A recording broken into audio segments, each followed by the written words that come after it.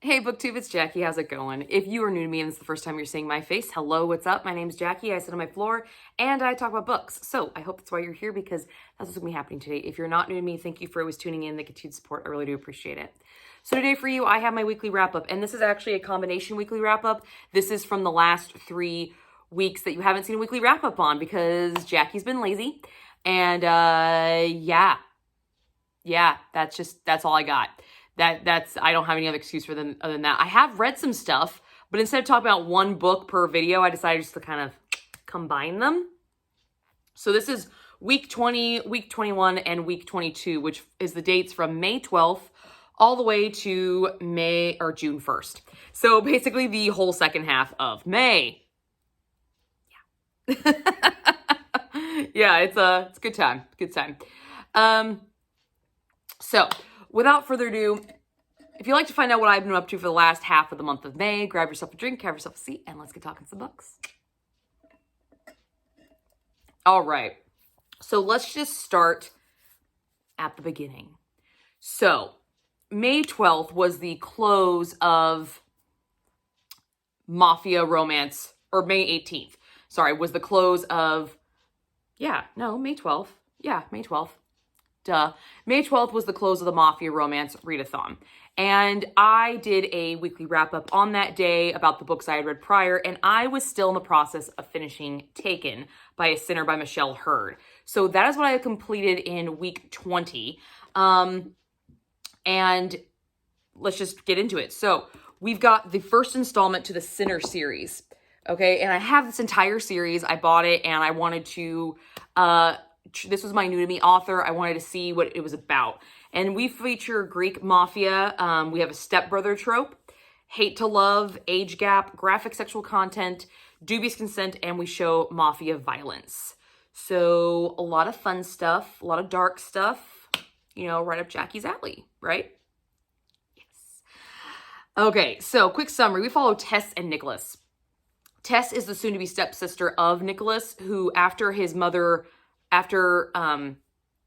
mother marries his father, who happens to be the retired godfather of the Greek mafia.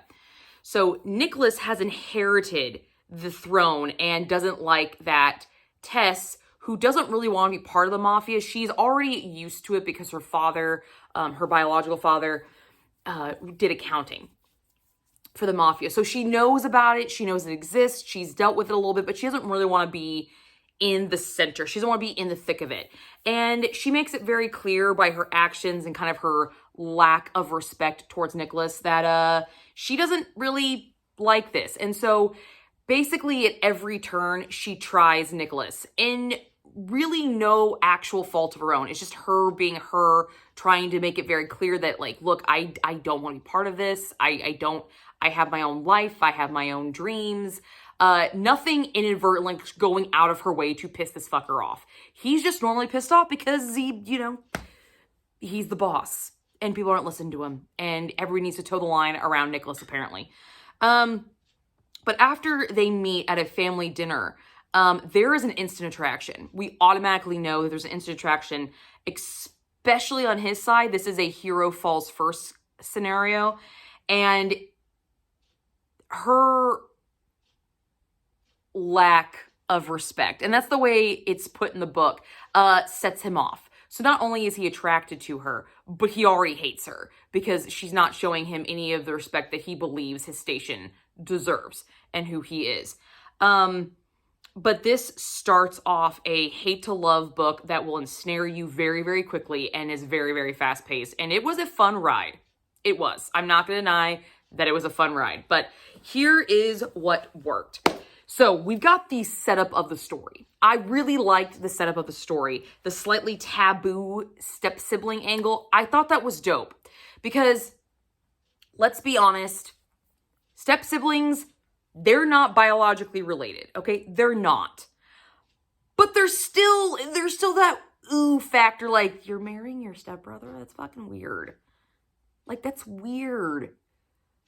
I mean, I guess it makes family gatherings a whole hell of a lot easier because you don't have to deal with 2 fucking families. They're still the same goddamn family. I mean, it's fine, I guess. But it still has that very odd element because you have the sibling component. Now, granted, these step-siblings weren't raised together. They met when they were already adult consenting age. And yeah, it still has that little sense of taboo. And I'm not a big fan of that word, but I get where that would kind of be like, ooh, sneaky, whatever. And not to mention, there's also an age gap in this. Nicholas is considerably older than her. It's not an extreme age gap. I think it was only like 11 years, I think. So it's not like super like, holy shit. But it's prominent enough that you add that on top of the step-sibling component, and it's kind of like, yeah, you're dark. You're skating on that area where some people are going to feel uncomfortable. Cool. But I like the setup. I like the way this story was set up, is that all of a sudden, these two are thrown together. You have a mafia boss and a chick who doesn't want to be part of the mafia, even though she already knows it exists. She's been part of it in a very weird, odd way, kind of speculative way. And she doesn't want to be thrown in the thick of it. She doesn't want to be a mafia princess. She doesn't fucking want it. And it is literally forced upon her because now this guy has another almost chess piece to play around with to make deals and kind of manipulate his kingdom. And I liked the juxtaposition of this. I liked the wanting to pull into my world, stay away from my world, just leave me alone kind of thing. I don't want all this fucking crazy, but you're crazy. But there's this weird instant attraction to each other. Also, then you add this taboo. I liked all of these pieces that Hurd had thrown in together. I thought it was really nice setup. It's always nice when the hero falls first. I'm always a fan of that. I think it's really cool, especially when it's having the girl hold back as much as she does in this story. It's not the hero falls first and then bam, it's just easily like switch. There's a tug and pull. There's some earning. There's some wooing, except in this book, it's not so much wooing as it's in, hey, you're gonna love me, fucking suck it up and deal with it. Like, it's one of those. But it was definitely, he started to develop feelings for her first, whether they were based off of lust only, which is what he believes it to be. And then of course it turns into something else because that's what we want. Thank you. That's what we want. But it's always nice to have that hero fall first. It's always a nice component to see the chase on the male side. Because being a female, I only have the female perspective of knowing what it feels like to have to chase somebody. And I will flat out admit that I'm more of an aggressor than, in all my relationships, I was more of the aggressor. I was never chased a lot. And that's fine. So it's really nice to see the chase in books because it's something I'm not used to. Because it was very clear if I liked you or not. So nobody really fucked with me. It's like, I don't really like you. And so they just leave me alone. There was never this like wooing element that they have. So it's always nice for me to see that because of who I am. And yes, I know it's fantasy, it's fiction, but it's still nice. It's still nice to experience what you want, I really enjoyed the hate chemistry. It was pretty on point. Like, they were tit for tat in this. She wasn't inadvertently being a douchebag, okay? She wasn't going out of her way to really disrespect this guy. She was just being herself, and I saw it as that. So in the opening scene where she won't shake his hand because it was just covered with blood, I thought that was cool. I was like, yeah, I'd probably do the same fucking thing. I'd probably like, dude, you just came in here covered in blood. Why should I fucking hug you? Like, what? There's something wrong with you. So I liked the minor things that caused this hate. It wasn't like a blatant, you have wronged me. It was so minute differences. But in Mafia, respect is everything, okay? It is. We all know this. So really liked that, and I liked how the author kept fueling it and over and over and over with different nuances and different things. And then when we get to the real crux of the story, because we also have a forced marriage in this, which I think was kind of cool too. I forgot to mention that this is a forced marriage. It's kind of reverse. Now the hate is almost like a sarcastic, longing hate, and she starts to play around with it a little bit. Like, she starts to vocally jab. It's not just physical thing anymore. Being misunderstood on his part. Like, she's inadvertently doing shit to piss him off now. And I thought that was funny. I thought it was great. There is this really cool priesthood angle with the dons of all the different branches of Mafia that is thrown in here, which I'm assuming is how Heard is doing the entire series to tie in all our dons. And I thought that was really cool. I like that element. I think that's cool. In reality, granted, yes, I know it's fiction, but in reality, I don't see a lot of these Mafia guys getting together. But at the same time, it's a very unique concept and could make for some very unique dramatic elements. Because of this tie, you have all these alpha men who are wanting a piece of their own thing, but they're not really willing to help the other party unless they ask. And if they ask, it is a sign of weakness, so they have to overshadow and I like the dichotomy that this priesthood element angle is causing, and I think it will be really interesting in the coming series. Right now it's just setting it up, but I feel like it's a mechanic. I have a piece of hair that keeps getting stuck on my glasses and it's irritating as fuck. Sorry. Squirrel. Anyway, I like the priest angle. I think that was a really cool concept, a way to tie in the rest of the stories, and I feel like it's going to cause some intrigue and drama later on in the series. So I feel like this is a series you probably have to read in order, which is fine with me. Cool. There was a few things in this book that didn't work for me.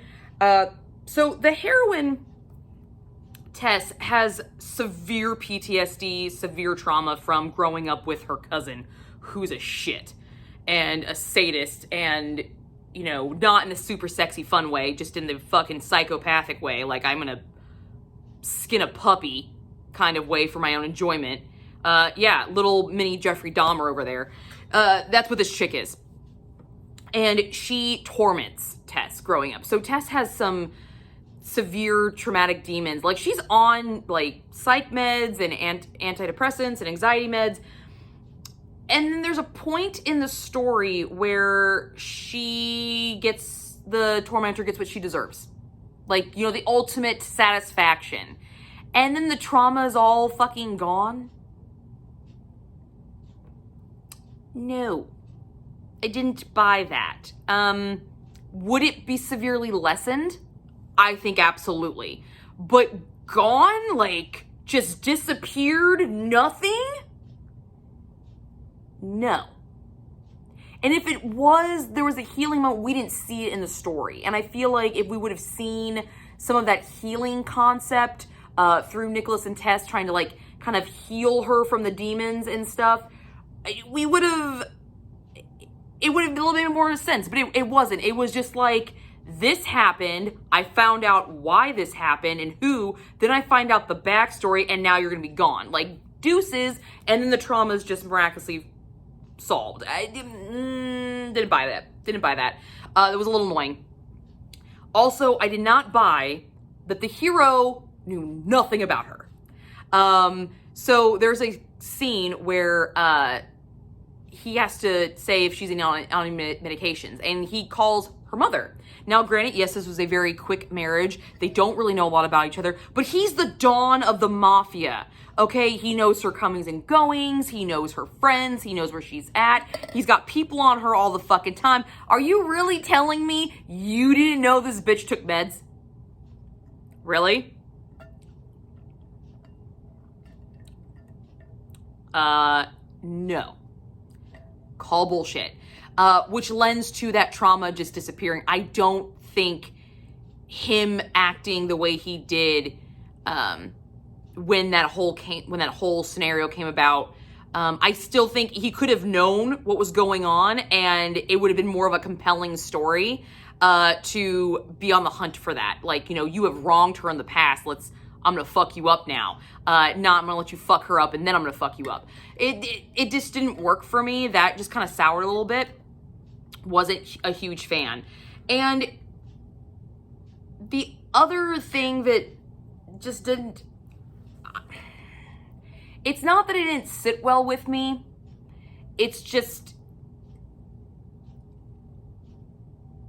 this story had a really fast pace about it. Like very, very fast pace. It was like bam, bam, bam, bam, bam, bam, bam. But it wasn't a short period of time. There was considerable amounts of time taking place in this, but it was just like in a blink of an eye. And I kind of wish we would have gotten more building moments. We have a few moments of the two of them together where they're just chatting, like after the marriage, this sarcastic back and forth. I kind of wish we would have had those. And I think it would have eradicated some of these problems, because then the trauma conversations could have come up. The talking about her meds, the talking about her mother not knowing. I feel like this was a miss for this book, that we didn't have some of those connective moments that would have really solidified this relationship, because this relationship is very insta and very lust based right off the bat. Like, let's straight up be honest, this is about sex, and it's not so much about heart. And then at the very end, it's supposed to be about heart and protection, and I'm supposed to feel feelings of longing when he has to go do this, and I don't, because I don't have enough time of these two together when they were in love, or the building blocks of the love. We're watching that hate turn into love. I don't have many of those, and I feel like this was a miss on that romantic side. Do we have the hate to love component? Absolutely. We got the hate side down. Like, yes. It's when the love side starts turning in, it doesn't really jive as well, because we don't have as many moments as we do the setting up. In the setup, great. In the follow through, missing out a little bit. So that was a little disheartening. But action wise, there's a lot of action in this for sure. A lot of action, mafia violence and sexy time, because this is a 3.5 on the Chili Pepper scale. Very, very aggressive sexual encounters. There's not a romantic sexual encounter. There's not like laying her down, kissing her sweetly. Most of it is aggressive, even the one where he wakes her up. Like, he wakes her up, takes her clothes off, he's like, I need to be inside you. It's not aggressive, it's not mean, but it's still pretty aggressive. So it is aggressive. It's just the least aggressive scene. It's just like, I'm gonna wake you up to do this. Like, don't get me wrong, that's always a good time. It's always welcome. But it's just very, there wasn't a lot of soft. There was a lot of hard, which isn't a bad thing. Not a bad thing. But a lot of aggressive sexual encounters. And there was one thing about the sex scenes that kind of bothered me, and this is a slight little pet peeve of mine. Our heroine is not a virgin, okay? She's not. But it's described many, many times, the endowment of our hero. And he gave her no fucking warm-up. There's not a lot of foreplay. There's not a lot of foreplay in this book. So, I feel like that would have hurt a hell of a lot more, need a little bit more recovery than what we got. Because, damn.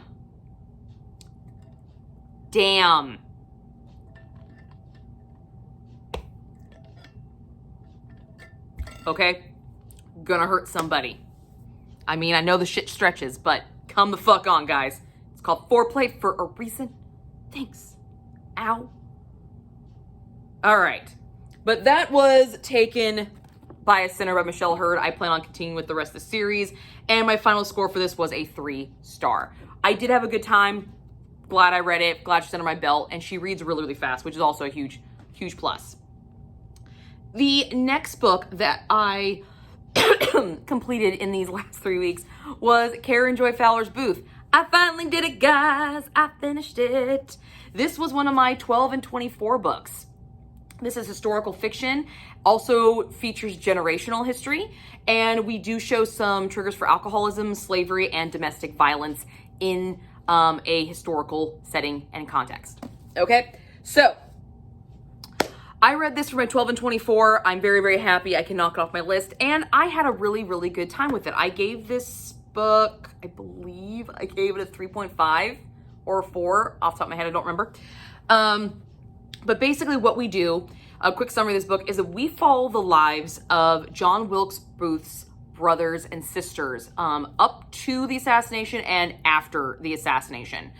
So this is all about John Wilkes Booth's family. So the other Booths, the Booths that we don't really know a lot about. We, in this book, explore the connections of siblings to John, siblings to each other, siblings to the family unit, and then how the family unit adapts and modifies and deals and handles the infamy that their family name now possesses. A little brief history. John Wilkes Booth was the son of an actor, Junius Booth, a very well-known Shakespearean actor, and majority of his family fell into his steps, mostly his sons. So they were a famous family before the assassination, and after the assassination, they became infamous. So I want to make that clear. Okay. I really had a good time with this book. Really good time. I'm very, very happy. I've read this. It gave me something I've been missing for a while. I have that historical, and just a unique fucking family. Just, oh my God. Let's just get into it. What worked? Off the top, the acknowledgement of why we give a shit about this family. Let's just fucking be honest. The only reason, unless you were studying the history of Shakespearean theater and its actors that have made roles famous, if you're interested in that, there is no other reason to fucking study the Booth family other than John Wilkes Booth. Okay, let's just cut it. Let's say call it like it is. That's the only reason I gave a shit, was because this is the family of the man who assassinated President Lincoln. Okay? But what Fowler does is she acknowledges this reason by showing you the connection of John to the siblings, but she makes the story about the siblings. Yes, do we encounter John? Abso-fucking-lutely. You can't. You can't not, okay? You just can't. But we see how he was integrated into the family and how the family unit, other than him, survived and focused and thrived and had their own ups and downs, their own likes and dislikes, their own political values, their own political beliefs that don't all align with John. So I thought that was fantastic that this book Fowler took it upon herself to say, hey, I know the only reason you're picking this book up is because of John Wilkes Booth, and you're curious. But I want to make you curious about the actual family. So I'm going to write mostly about the family because this book is told in chapter format, and each chapter is the different viewpoint of one of the children, okay? One of them. And I kept reading and reading and reading, and I'm like, okay, when do we get to John's? When do we get to John's? You never see John's perspective. I loved that she denied that. There is not a single chapter in here called John.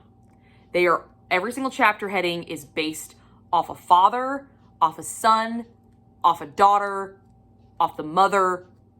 None of them are John's. So the only viewpoint from John that we get is from the viewpoint through his siblings' eyes and what they saw him do and how they saw him. And I thought that was really awesome. I thought that was great. I really enjoyed that. I had a great time with that. I thought that layout was fantastic. I also really enjoyed how the story progressed. So as I said, it's told in different points of view, each point of view being a different child. But it's not told so much in chronological order, from oldest to youngest. It kind of jumps back and forth depending on what was going on at the time in the country. Which child would be more relevant to perspective and viewpoint and goings on in their life would relate to that moment in time. So we do get some brief interludes of what's going on Lincoln's side. So when Lincoln ran for president, when Lincoln ran for senator, when Lincoln was a lawyer, when Lincoln lost his son. So we have this parallel timeline going on. And I thought it was fantastic. It definitely humanized this family. It also put this family in a specific time zone without blatantly saying, in this year. And as you're seeing the years kind of condense down, you're getting closer and closer and closer. But at the same time, that it would revert back to another child and start almost at the beginning again. And I thought that was great. I really enjoyed this back and forth, because history, although is linear, that's how it's taught. History is not linear. It is circular. It repeats itself. And if you watch the circular motions of history over and over and over again, especially within families, and you see it clearly in this, you will see family repetitions. You will see the ups and the downs through every single family member, almost mirroring the same times and up and down of another family member or what the country is going through. It's a very secular thing, and I really, really liked that. I liked that symbolism was put in there, and I don't really know if it was intended to, but if it was, she did it flawlessly, and I thought it was great. Fowler has a beautiful writing, very, very lyrical, very, very lyrical, drew out the feelings, drew out the emotions, whether it was supposed to be hateful, angry, guilt, feel sorry for, feel remorse for. I felt a plethora of emotions. No, this book did not make me cry, but it did piss me off. It was really good at pissing me off. And for all the good ways. I really, really enjoyed her writing, the way she wrote, the way she composed the sentences, the way she elongated certain times and decided to just glaze over others. I really enjoyed her moments of choosing these moments because it felt more real to me. And this is fiction. It is historical fiction. There is a lot of nonfiction elements. There's a lot of actual history in here. But because of who the family is and kind of the way the story was told, there's some members of the family that we don't get. There's not a lot of documentation on. There's just not. So she does take a lot of liberties. But the liberties she takes, I feel you can tell where sort of the liberties are taken, but it still feels all the same. So when she's telling about the actual history, the real things, the things that you can clearly see from primary sources happened, or reviews and journal entries were copied down, it's still spoken in the same vernacular, the same care and tact as these fictional elements. They're still embellished, they're still flowery, they're still harsh, they're still jagged, depending on what the subject material she's talking about is. So she did a very good job of kind of camouflaging the fictional to make it feel like it's almost nonfiction. And I thought it was great. So John Wilkes Booth came from a family of Shakespearean actors. Junius Booth was a famous Shakespearean actor along with his brother Edwin. Junius is one of his sons. There's June, which is the eldest. He tried acting. He wasn't as good. Edwin was really the actor of the family. And then you have John, and Joe didn't really do much either. He went to medical school and, philanderer. Anyway, so, and then you had some sisters. But I loved the fact that we emphasize the Shakespeare. Not only is Shakespeare such a huge component in this family, their family story reads like a Shakespearean drama. And that's historically accurate. That's the sad part. That's the crazy part. I love how she took this story, realized this coincidence, this ironic sense of realism, and decided to run with it and said, you know what, I'm gonna write this like a Shakespearean drama because why the fuck not? It's Shakespeare. They will relate, they will understand. It's fine. I really enjoyed that. I liked that there was that so much crossover that if you read Shakespeare, if you like Shakespeare, you will definitely appreciate this. Not only will you appreciate it because you get to learn a lot of the history of how Shakespearean plays were performed and some of the review tactics and the way actors in the 1800s created their characters. For Shakespeare, speaking specifically Richard III, King Lear, and Hamlet. Those are the big ones that we talk about, and kind of how they progress into older characters versus younger characters depending on what age range the actor is. I feel like theater people would enjoy this book for that aspect. I feel like history people would enjoy it for that aspect. And people who just like fucking drama and a soap opera, you're gonna love it. All right? Great. Fucking fantastic. Very, very unique concept and way to tell the story of a very infamous family. And I thought it was awesome. So there's a few things in this that didn't work. So one of the main characters is Rosalie. Okay, she is the eldest daughter, eldest living daughter. Okay, there was a few miscarriages, there was a few deaths. But Rosalie, there's not a lot historically about her. A lot of times she's mentioned in articles and things like that as a poor Rose. So a lot of people believe that she was an invalid. And in Fowler's author's note, she blatantly says she took more liberties with Rosalie's character than she did with any other character because there's so little out there about her. And I thought that was fine. It was fine. Okay. Like I said, she did a really good job of segueing that. So I didn't really know. And I thought it was fantastic. However, there is a lot of information about Jo, the very youngest of the siblings. But there's hardly any of Jo in this book.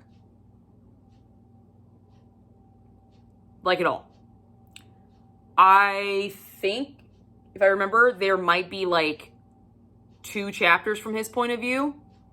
And most of them are saying, I'm the forgotten child. Which I don't know if that was a purposeful thing because he was the baby. He wasn't around for a lot of the, lack of a better word, carnage parts of this family because he was sent off to boarding school and he was left there.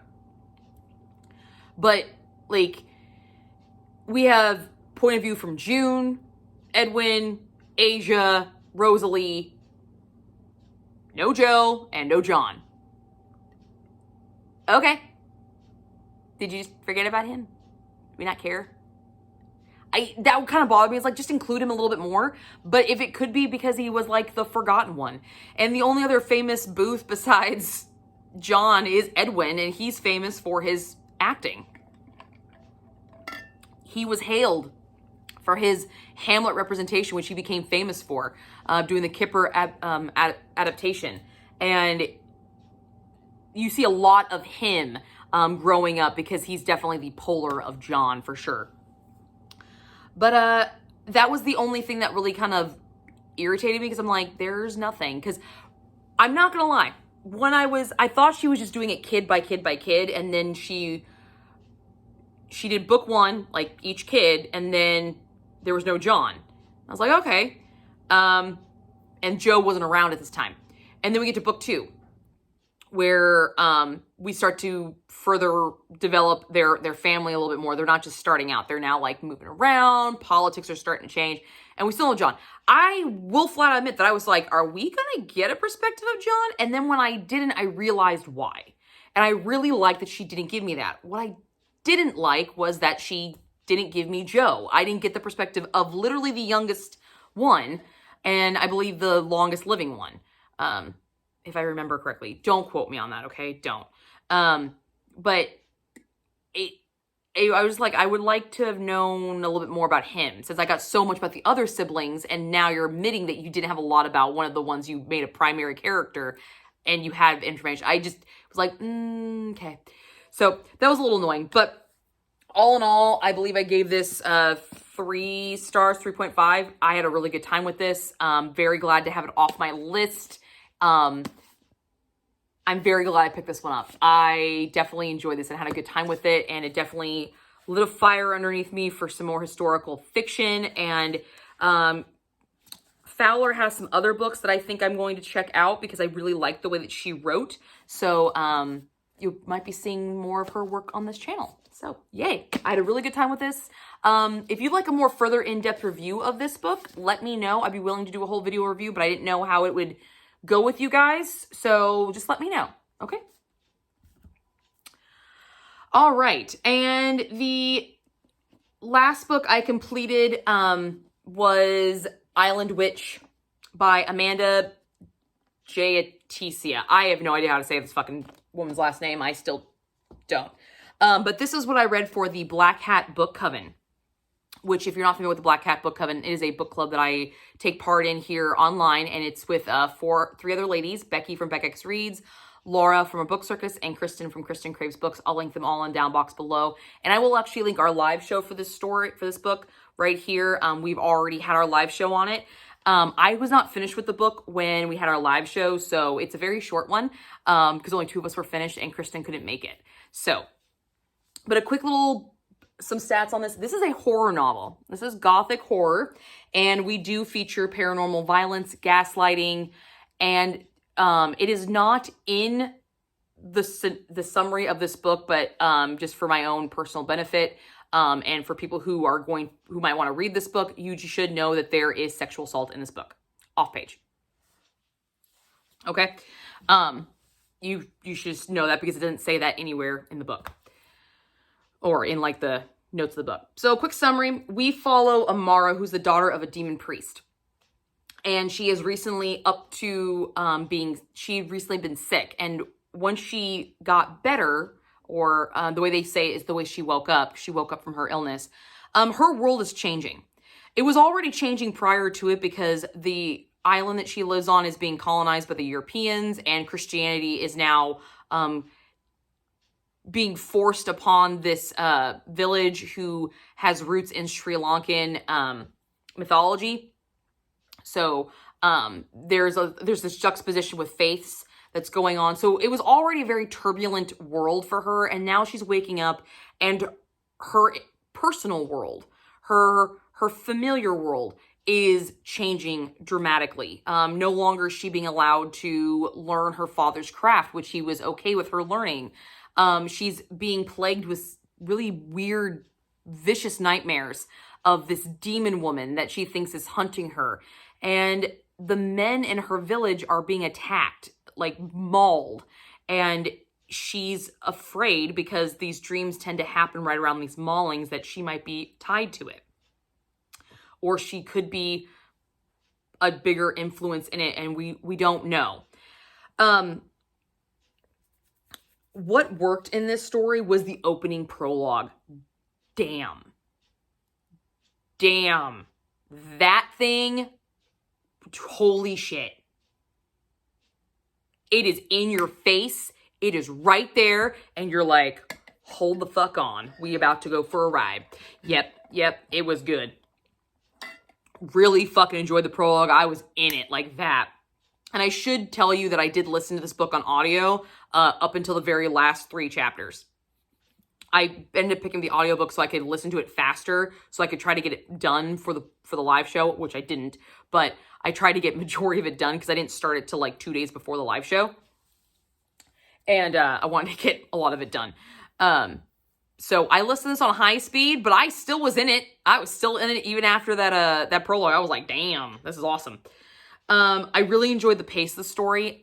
Some of the girls felt that there were some boring parts. I felt like it was paced pretty well, actually. Once I finished it and I looked at the entire pacing of the story, I didn't really have an issue with the pacing.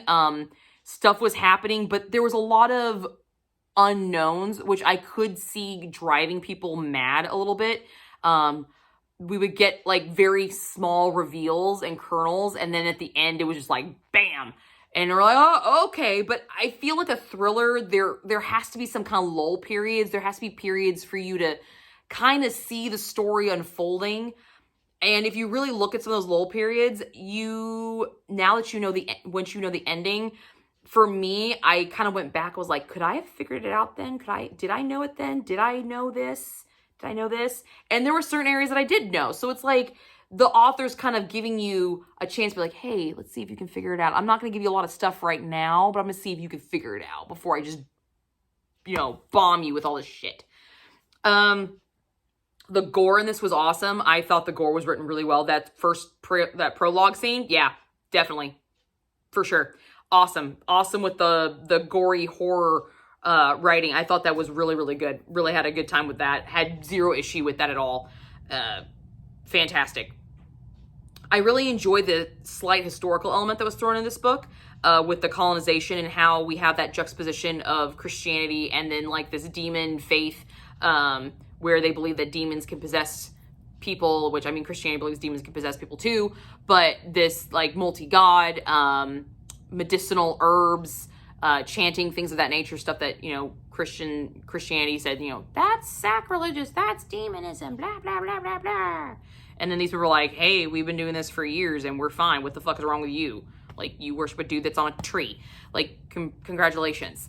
You know, I really liked how they had that juxtaposition, and we saw it directly, how it directly affected, like, friendships when one half chose one and the other half chose the other, and how that, like, divide happened and that segregation happened, because it did happen. I really enjoyed how they threw that in there and made it part of this horror element, because it is scary when you're not on the winning side. I guess you're choosing to stay with your own personal beliefs, and you're seeing all these other people switch, but yet still hold true to this when fear happens, but they're like, I'm gonna hold on this just to benefit myself. It's very scary. It's a very political kind of fear, and I thought it was interesting. I really enjoyed it. I did also enjoy the subtle nods to Carrie, and I'm not gonna lie. When I was in the live show, I think it was Laura who said that someone told her that this was kind of like inspired by Stephen King's Carrie. And once that was said, I saw some of the similarities, but it wasn't until that was pointed out to me that it really that they stuck out. So I was looking for them then, and I was able to find them. So I did enjoy the subtle nods that were there, that once I figured them out, they were there. I'm a big fan of Stephen King's Carrie. I love that story. So that was fun. Just to kind of see, once I learned that, to see if I can pick out more other than ones I already found.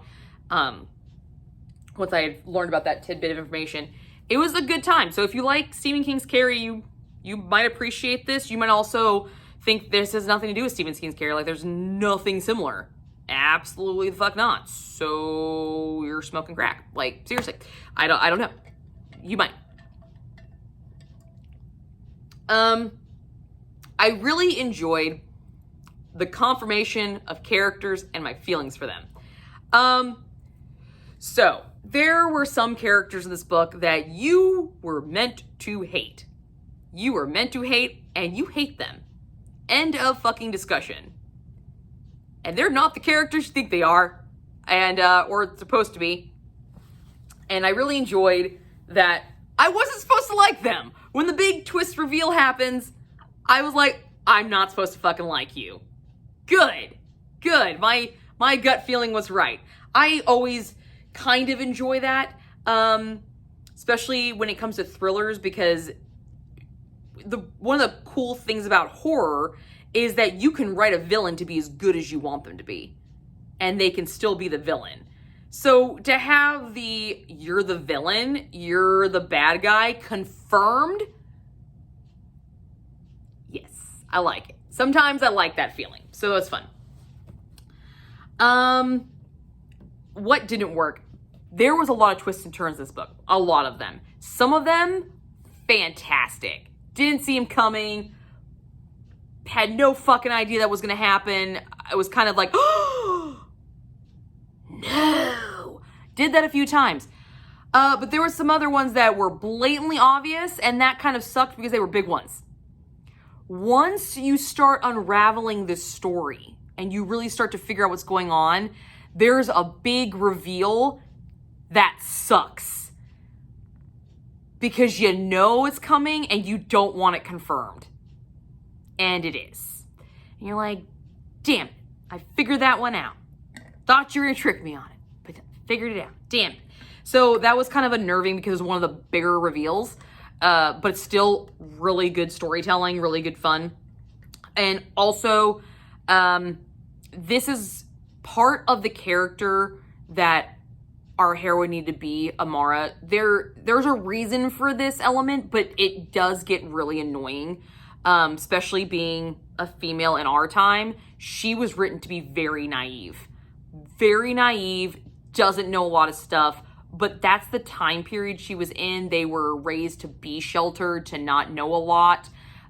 So it's very unnerving the naivety that she was written with, it works for her character, it works for the progression of the story, but it can get really grating on your nerves because you're just like, you keep saying he's a good person. I already fucking know he's not a good person, and you still think...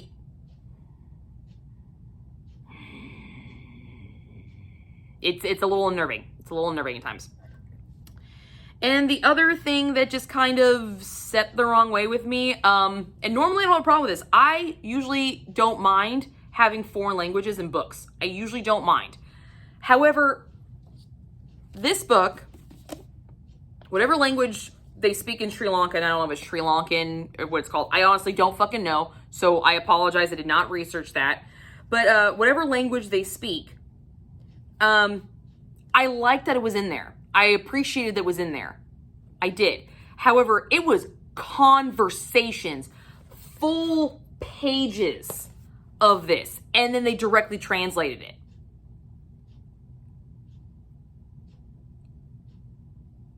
And then other times, they'd have full conversations in English.